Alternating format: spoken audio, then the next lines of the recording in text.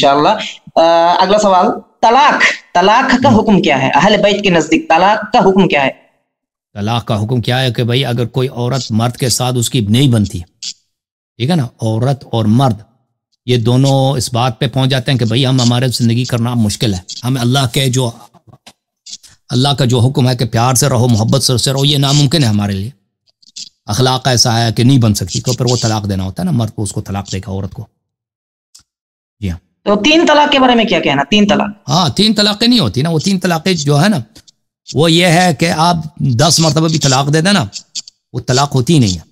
طلاق کے لیے شرط یہ ہے کہ انسان مرد جو ہے نا وہ غصے میں نہ ہو، اپنے سوچ کر کے واقعاً اس کا ارادہ ہو، نیت ہو کہ میں طلاق دے دیتا ہوں نا. اگر اس کا نیت ہی نہیں، ایسے غصے میں گالی دیتا ہے، گالی میں کہہ دیتا ہے طلاق طلاق طلاق، اس سے طلاق نہیں ہوتی. اس نے سوچا ہے، پہلے بولا کہ میں طلاق دوں گا. پھر یہ ہے کہ عورت جو ہے وہ حیض کی حالت میں نہ ہو، سمجھ میں آ رہی نا، حیض کی حالت میں نہ ہو. اچھا حیض کی حالت میں نہ ہو تو کس حالت میں ہو؟ وہ طہر کی حالت میں، اور اس طہر میں، اس پاکی میں مرد نے اس کے ساتھ ہم بستری نہ کی ہو.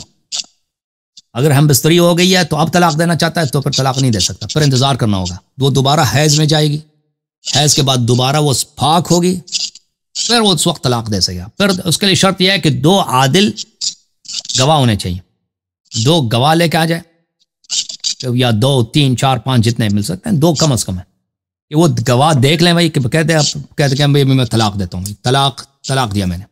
پھر وہ چاہے 5 مرتبہ بھی کہہ دیں نا طلاق، 10 مرتبہ، وہ ایک ہی طلاق ہوگی، طلاق ایک ہی ہوگی وہ. اچھا تو رسول اللہ کے زمانے میں کیا طلاق ایسے ہی ہوتا تھا؟ ہاں ایسے ہی ہوتا تھا. بعد میں عمر نے اس کو چینج کیا نا، بعد میں عمر صاحب نے اس کو چینج کیا. جی نبی صلی اللہ علیہ وسلم کے زمانے میں، یعنی عمر نے شریعت کو بدل ڈالا. بالکل بالکل بالکل، یہ اپنی ان کی کتابوں میں موجود ہے واضح طور پر. تو شریعت کو بدل ڈالنا تو کفر ہے نا؟ جی سر بالکل بالکل.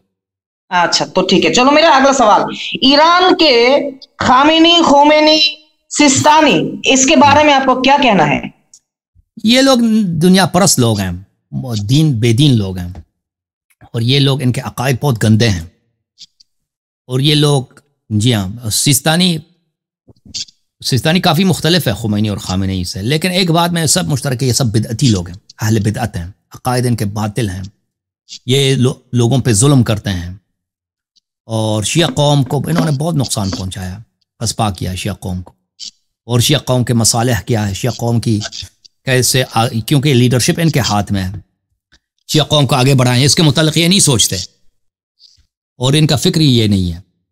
ان کا فکر یہ ہے کہ ہم اپنی لیڈرشپ زیادہ سے زیادہ پاپولر ہوں، زیادہ سے زیادہ لوگ ہماری تعریف کریں. لیکن یہ کہ شیعہ قوم کی بلائی کس میں، اس کا یہ نہ ان کے نہ ارادہ ہے، نہ سوچ ہے، نہ کچھ بھی نہیں ہے. تو ان کے عقائد کفریہ ہیں. یعنی یہ میں آپ کو یہ کوئی ذاتی دشمنی کی وجہ سے نہیں کہہ رہا ہوں، یہ میں کسی حسادت میں نہیں کہہ رہا، اور یہ میں کوئی مبالغہ نہیں کر رہا.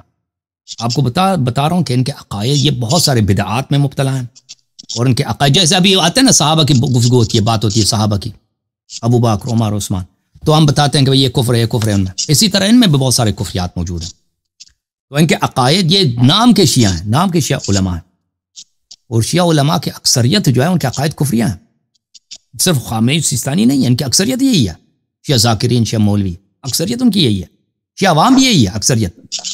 شیعہ عوام کو خود پتہ نہیں ہوتا کہ ان کے علماء نے ان کو کافر بنا دیا. تو یہ ان کے انحرافات بہت زیادہ ہیں. اور پھر یہ عمل کے لحاظ سے دیکھیں، عمل کے لحاظ سے فاسق ہیں یہ لوگ. مثلا یہ خمینی صاحب، یہ لوگوں کو قتل کرانا، یہ اس کے لیے پانی پینے کی طرح ہے، آسان ہے، ٹھیک ہے نا. اپنے مخالفین کو یہ قتل کرا دیتا ہے، مار دیتا ہے ان کو. یعنی یہ اور سیستانی صاحب جو ہے نا، اس کے بالکل پٹو بنے ہوئے خامنئی کے، ایک درباری ملا کی حیثیت ہے ان کی. یعنی یہ بہت ہی لعنتی لوگ ہیں، اللہ لعنت کرے ان کو، ان سب کو. تو کیا آپ انہیں کافر کہیں گے؟ بلا شک، بلا ریب. اس طرح کافر نہیں ہے کہ مرتد ہوں، ٹھیک ہے نا. اس طرح کافر ہیں کہ جیسے وہ جن پہ اس دنیا میں اسلام کے احکام لاگو ہوتے ہیں، آخرت میں یہ کافر ہوتے ہیں، اس طرح.